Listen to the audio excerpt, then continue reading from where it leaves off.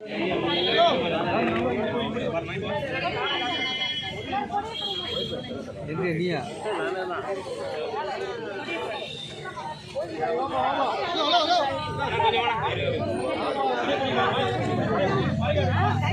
கொடியெல்லாம் பின்னாடி கொடுங்க.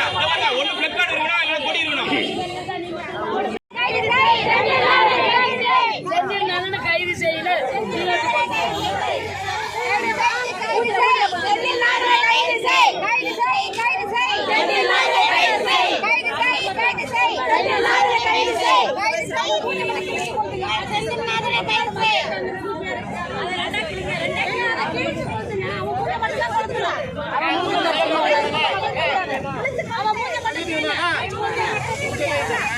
முன்னாடி போய் பண்ணுங்க.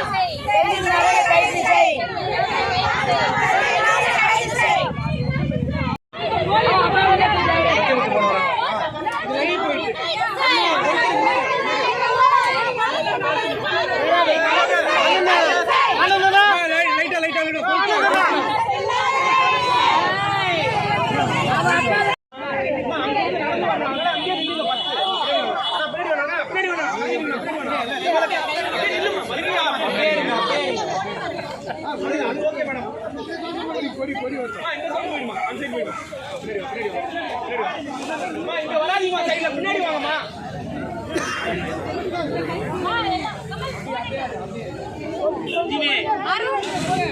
கனெக்ட் பண்ணியா?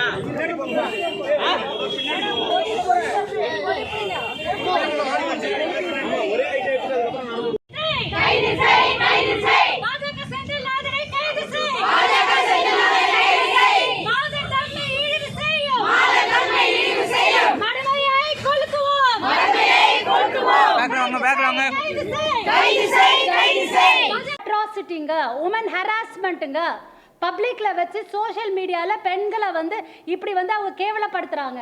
எங்க தலைவரை சொன்னா என்ன, எங்களை சொன்னா என்ன? ராகுல் காந்தியோட ஸ்டெப்னியா ஜோதிமணி? நாங்க சொல்லட்டுமா மோடியோட ஸ்டெப்னி யாருன்ட்டு? அப்ப நாங்களெல்லாம் சொல்லட்டுமா அமித்ஷாவோட ஸ்டெப்னி யாருன்ட்டு, நயினார் நாகேந்திரனோட ஸ்டெப்னி யாருன்னுட்டு? அவங்களுடைய மாநில தலைவரே த்ரிஷாவை பற்றி கேவலமாக பேசினவராக இருக்கும்போது எப்படி அவருடைய சார்ந்த பாஜகவுடைய ஒரு மாவட்ட தலைவர் இப்படி பேச மாட்டார் அப்படிங்கிறது தான் எங்களுக்கு ஆச்சரியம். ஆகவே இந்தியாவின் 4வது தூணான பத்திரிகையாளர்களின் இந்த சந்திப்பு மூலமாக தமிழ்நாடு மகளிர் காங்கிரஸ் சார்பாக தமிழ்நாடு காவல்துறையை நாங்கள் வலியுறுத்துகின்றோம். எங்கள் பக்கம் நியாயம் உள்ளது, எஃப்ஐஆர் போடப்பட்டுள்ளது. உடனடியாக பாஜகவின் செந்தில்நாதனை கைது செய்ய வலியுறுத்துகின்றோம். நன்றி, வணக்கம்.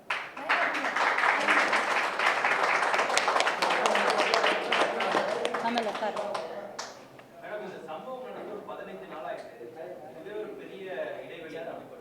15/2/2026 அன்று எஃப்ஐஆர் போட்டோம்.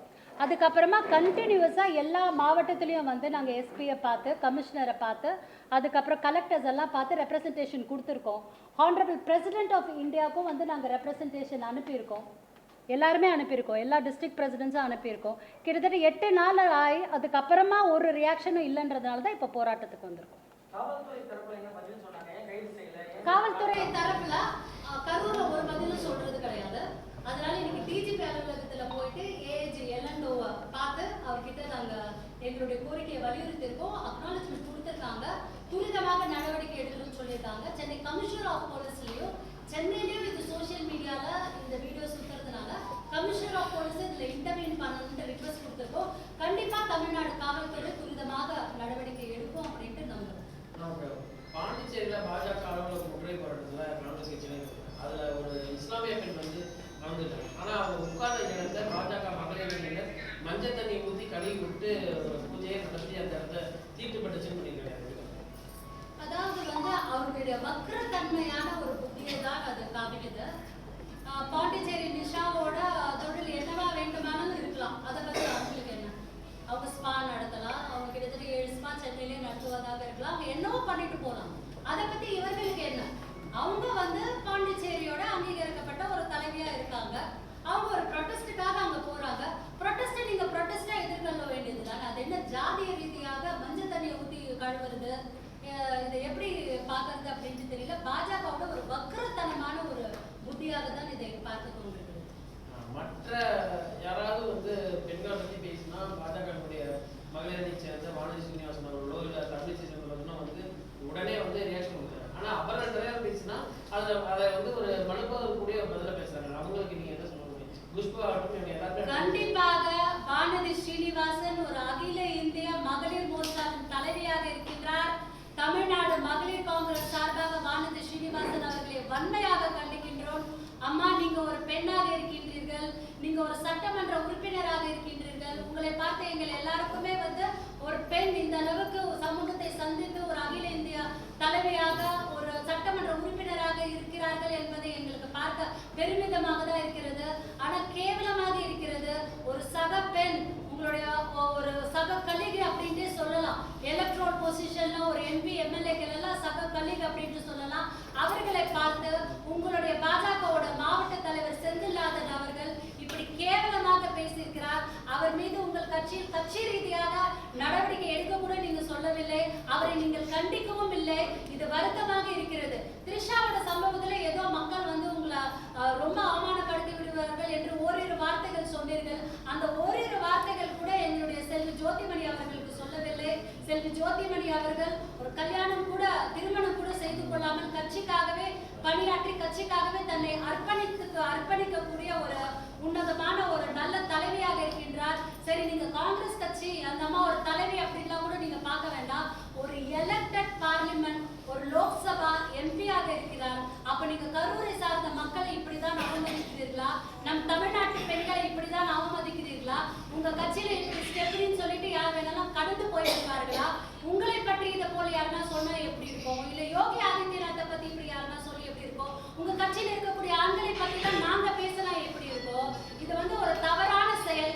இதே எங்களுடைய கரூர்ல இருக்கக்கூடிய எங்களுடைய காங்கிரஸ் மாவட்ட தலைவர் நாளைக்கே மேடை அமைத்து அவரும் இது போல் பெண்களை பத்தி இழிவாக பேசினார். உங்க கட்சியில 4 எம்எல்ஏக்கள் தான் இருக்கீங்க, ஒரு லோக்சபா எம்பி கூட கிடையாது. அப்படி இழிவுபடுத்தக்கூடிய அவர்கள் பேசினா உடனே உங்களுக்கு வலிக்கும். உங்களுக்கு ரத்தம், எங்களுக்கு தக்காளி சட்னி. கண்டிப்பாக வானதி ஸ்ரீனிவாசன் இதற்கு பதில் கூறியே ஆக வேண்டும். குறிப்பா நீங்க திமுக தான் கூட்டணியில் இருக்கீங்க. தினசரி உங்க கட்சியுடைய தலைவர் முதலமைச்சர் சந்திக்க வாய்ப்பு இருக்கு, அமைச்சர்களை சந்திக்க வாய்ப்பு இருக்கு. இது குறித்து அவர் பேசலையா? இல்ல அவருடைய கவனத்துக்கு போலையா? கண்டிப்பாக அவர் பேசி இருப்பார். மேலும் நாங்கள் இது குறித்து ஒரு நடவடிக்கை எடுக்கப்படவில்லை என்றால் நாங்கள் தமிழ்நாடு மகளிர் காங்கிரஸ் சார்பாக முதலமைச்சரும் துணை முதலமைச்சர் அமைச்சரையும் உமன்ஸ் அண்ட் சைல்ட் வெல்ஃபேர் மினிஸ்டரையும் பார்த்து நாங்கள் கண்டிப்பா எங்களுடைய தரப்பில் இருக்கக்கூடிய பெட்டிஷனை நாங்கள் கொடுப்போம். வலியுறுத்துவோம், முதல்வரிடமும் வலியுறுத்துவோம். இப்படி பாஜக எங்களை இழிவுபடுத்துகிறது, எங்களால் மக்களை போய் ஃபேஸ் பண்ண முடியல. இவ்வளவு கேவலமாக நீங்க வேற அரசியல் சொன்னீங்க. அது என்ன ராகுல் காந்தியோட ஸ்டெப்னு சொல்றது? இது எவ்வளவு ஒரு கேவலமான செயல். எங்கள் தலைவர் ஒரு திருமணம் கூட பண்ணாம நாட்டுக்காக தன்னை அர்ப்பணித்துக் கொண்டு பாரத் ஜோடோ யாத்ரா என்கிற யாத்திரையில் கன்னியாகுமரியிலிருந்து காஷ்மீர் வரைக்கும் நடந்து கொண்டிருக்கிறார். அவர் கால் வலி ஏற்பட்ட போதும் நடந்திருக்கிறார். காலில் ஒரு சர்ஜரி ஏற்பட்டு முதல் நாளெல்லாம் அவர் கஷ்டப்பட்ட போதும் மக்களுக்காக நடந்து கொண்டிருக்கிறார். தெருமுனையிலிருந்து பாராளுமன்றம் வரைக்கும் உழைத்து கொண்டிருக்கும் எங்களுடைய தலைவர் எங்களுடைய கட்சியை சார்ந்த அனைத்து பெண்களின் சகோதரிகளாக தான் பாதிக்கிறார். அப்படிப்பட்ட ஒரு தலைவரை கொச்சைப்படுத்தும் விதமாக ஒரு எலெக்டட் பார்லிமெண்ட் ரெப்ரசன்டேட்டிவ் பார்த்து நீ ராகுல் காந்தியோட ஸ்டெப்னி அப்படின்னு சொன்னா இதை விட ஒரு கீழ்த்தரமாக பாஜகவின் நிர்வாகிகள் நடந்து கொள்ள முடியுமா என்று எனக்கு தெரியும்.